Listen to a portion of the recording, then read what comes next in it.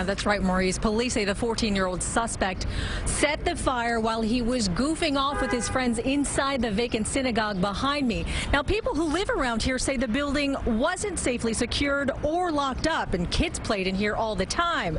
So residents say they weren't wondering if something bad would happen here. It was more a matter of when. The Beit HaMedrash Haggadol Synagogue on the Lower East Side is nearly a total loss.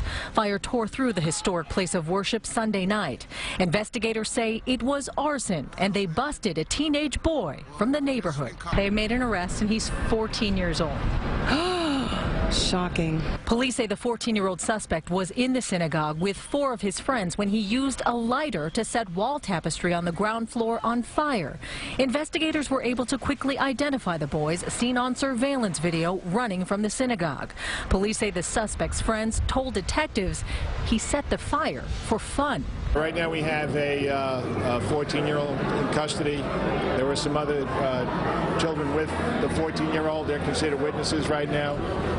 Doesn't appear to be bias related at this time. Kids will be kids. That's the way it is.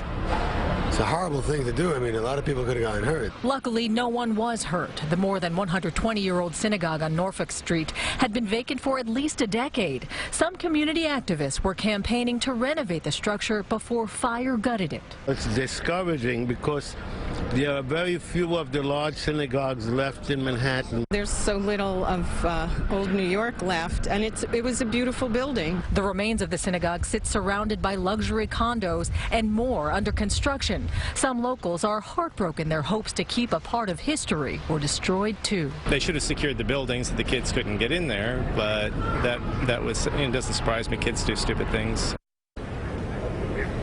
At this point, police say the other 4 boys that were questioned are not facing any charges, but that could change.